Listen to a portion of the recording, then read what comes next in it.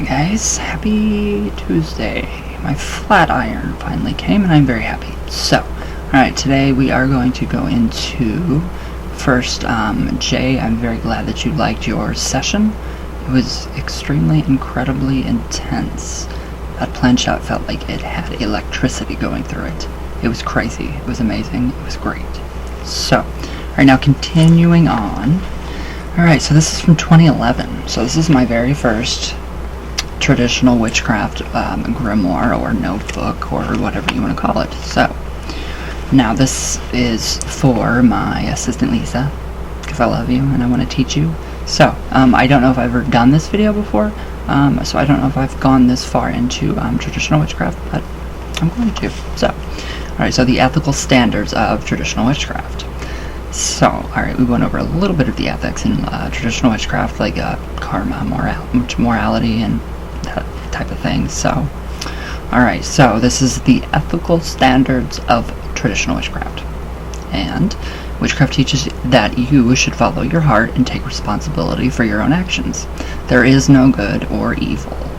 So there is only intent that one has when committing an action. So emphasis is thus placed on the intent of the action.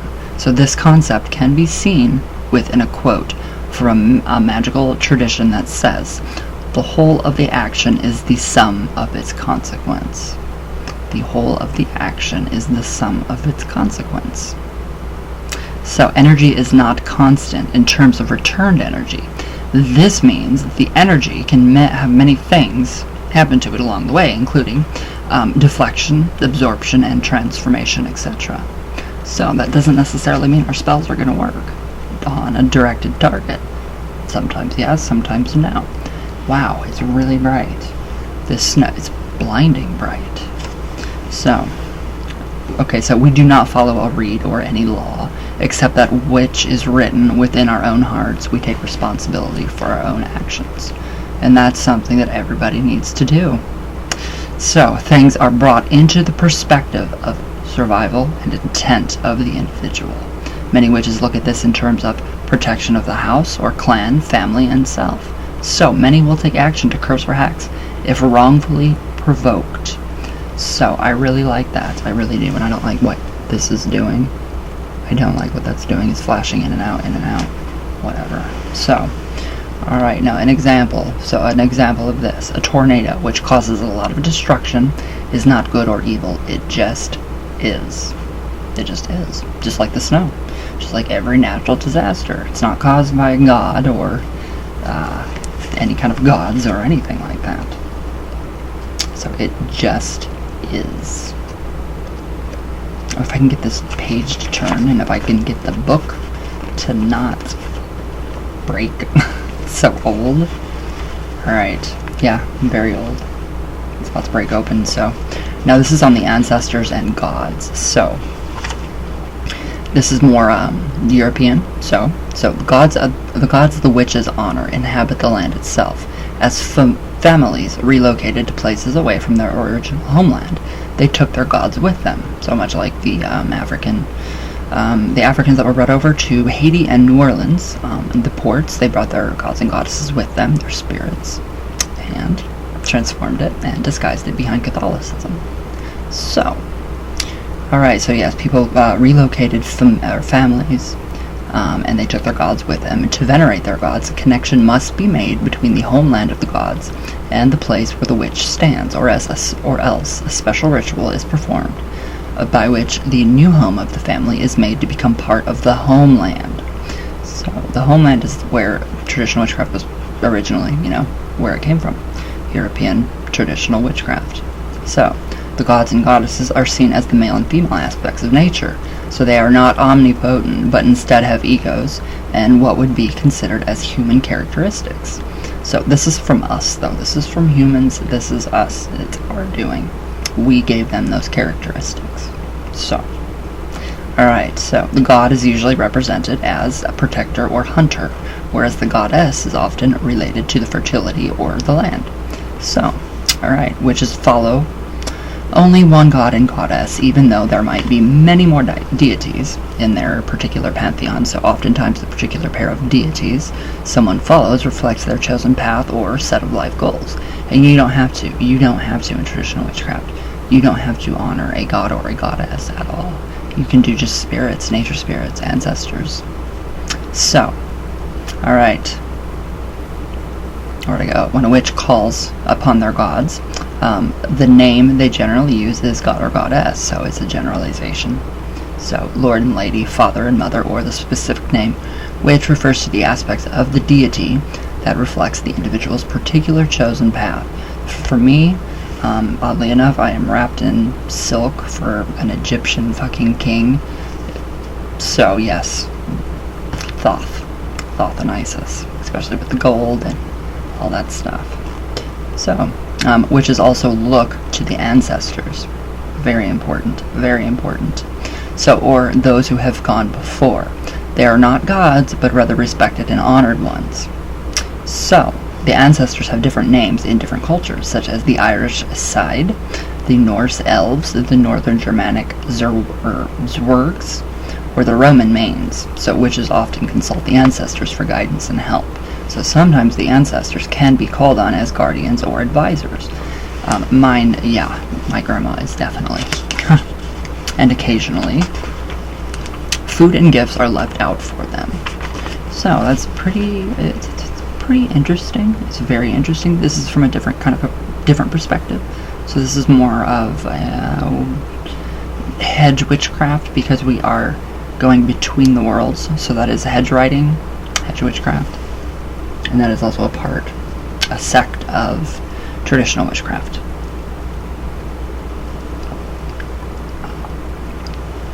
I know it sounds complicated, but it really is not. You just have to really, really study and read and read and read and read and study more.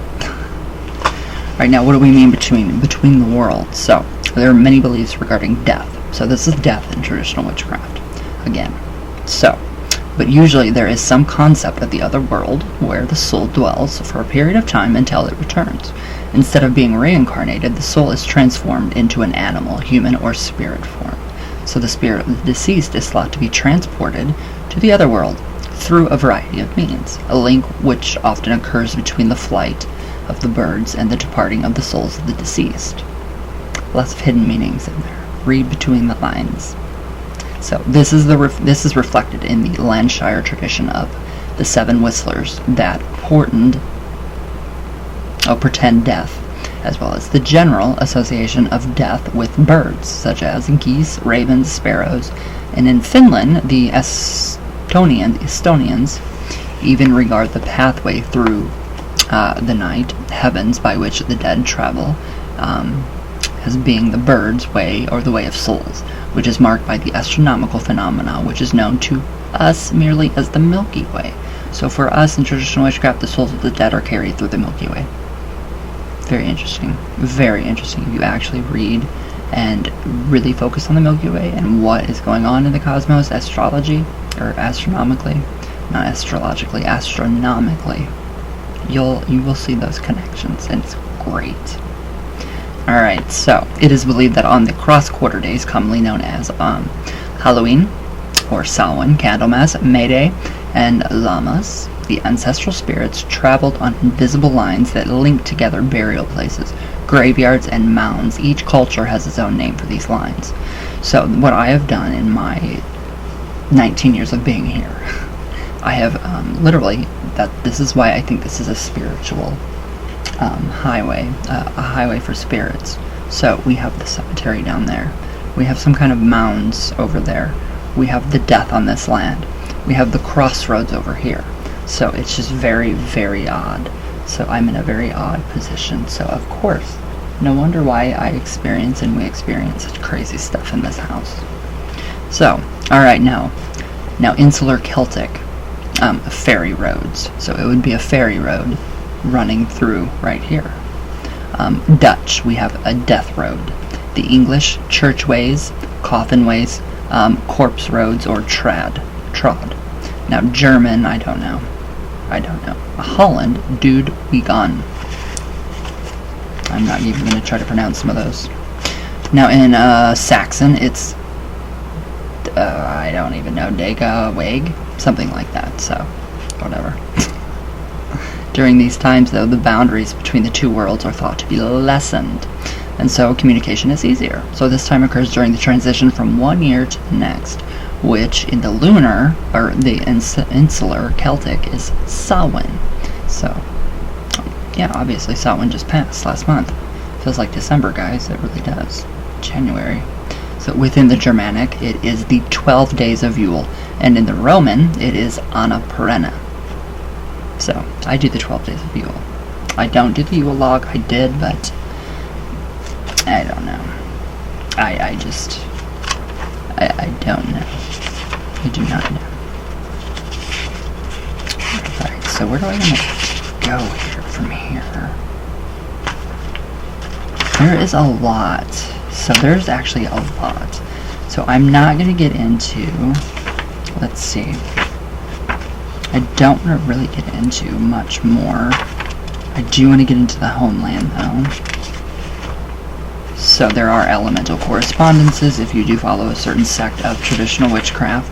So you can find those very easily online somewhere. Traditionalwitchcraft.net. So, but the Homeland, this is where the gods and the goddesses reside. So, alright, so the Homeland is quite possibly the most important aspect of traditional witchcraft. The Homeland is the home of the gods, and in many beliefs, the two are synonymous. All of the old gods had homes. Examples can be seen most easily in the Greek gods living on Mount Olympus. So, the Welsh gods living in the waters, the Irish gods living under the hills, and the English gods living in the fields. So the traditional English witchcraft would be the best bet for me, especially being out in the country. Countryside witch, right here. So, let's see. The gods live within the land and protect it. So to harm the land is to harm the gods. So when you speak about the Homeland, you are talking about the home of the gods. So it is where they live. The old gods are not omnipotent, sentient, or omnipresent. They govern the lands that they were born and died in, and that their worshippers live in. So there is a way to extend the Homeland to the gods, the Homeland of the gods, and many families have done this, but it only extends as far as the boundaries of the artifacts and the worshippers who follow these beliefs. So that's the whole point of the Homeland. So the early inhabitants of Europe believed that the gods they venerated inhabited the land itself. So many were migratory people. And they traveled across the continent, and they took their gods with them. So as they traveled, though, these people often looked toward the North Star, Polaris, for guidance. It was a fixed point, so in the night sky, so that they used as a reference point. So when these early Europeans wished to honor their gods, they created a connection between their homeland, where their gods resided, and where they stood. So in this way, the new land became part of the Homeland. So the elemental correspondences to the cardinal directions act as a way of aligning yourself with the Homeland. So you can literally lay either with your head pointing north, feet south, or any other way, and you can connect that way with the cardinal directions. So when a witch is within the land that is within the boundaries of the Homeland, they do not need to use the correspondences to make a connection. Instead, they evoke or invoke depending on the land itself. So I don't know how this land has been tainted with bloodshed, so I'm not 100% sure exactly what would be living in this land. So a historical example, though, of doing so can be witnessed in Emergen's invocation of Ireland, where he invokes the land of Ireland from the deck of one of his invading ships. So, literally, yes, it's just like the same. This is like, you can correlate this with the Ouija. You don't have to go to the cemetery. Over in, say you want to go to Salem, Massachusetts, and you're in England. You don't have to go to Salem, Massachusetts cemetery to use the Ouija. You can use it in your own home. You just have to focus on Salem, Massachusetts cemetery, whatever cemetery you want. So the concept of the Homeland is something which is very integral to the religion of witchcraft. but also something that is completely missing from neo-paganism. That's why this is not having anything to do with Wicca, neo-paganism, or any of it. So it's pretty cool. It's pretty interesting. So we did the Homeland. I don't know if I want to do the correspondences because I don't really care for them. I do, but I just don't often work with them. So, but we'll go into it. So, alright, when you typically ask a Wiccan, why is North Earth? They will probably answer you along the lines of, because North is related to the goddess, forests, and the physical plane. When you ask a witch this question, they will give you a variety of answers from a different set of correspondences, and the reason for it, to not using the elemental correspondences to the cardinal directions at all. So there's no connection. Wiccans, yes. Witches, no. So, depending on their tradition. So, these correspondences help us to align the witch to the homeland. So most early Europeans were migrating peoples, and used the North Star as a reference point in the night skies. So the exact set of correspondences differed from area to area, as each region differed in its geography, climate, and cultural beliefs. So it's just, there's a lot, and it's very, very interesting stuff. So now, not all witches use elemental correspondences to the cardinal directions. So that would be north, the goddess, like northeast. East is air, west is water, south is fire. So we don't always use that. We don't. It's rarely used. It's rarely used for me. I rarely ever. So some honor their gods at specific locations, and others have a different set of elements and a relationship to those elements. However, the reason for this is because the elemental correspondences change within the homeland, as it no longer becomes necessary to make a connection as the land is already around you. So, I'm going to leave off with that today. Just a little brush up. On just some different, aspects of traditional witchcraft and all that good stuff. So it's very amazing, very amazing. Typical things you will find around a traditional witch's altar: temple room, altar room. Usually it's outside. We usually don't have all of this. I do, because I don't have the heart to get rid of it, because it was mostly gifts. I've had all of my stuff, my cauldron, my athame, literally my broom, my besom, all of it, my giant cauldron, since I've been like 13. So I can't get rid of any of that stuff ever. They were gifts, so I can't do that. But yes, traditional witchcraft is amazing. It is such a freeing path, and it just makes you, it makes you light up. As you can see, I can see myself light up when I speak about it. But so yeah, we incorporate just all kinds of different things into our tradition. So there's room, but we don't, we still follow a format. We do have a format, but it's very loose. So, but again, it differs from culture to culture. So, alright, I hope this helps anybody that is beginning to get into traditional witchcraft. Wow, that came out really fast.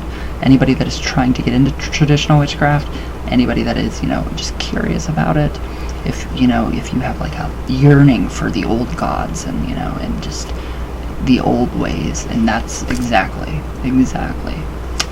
what I love. So it is really amazing. But alright guys, I hope you all have a great day. I hope you guys aren't snowed in.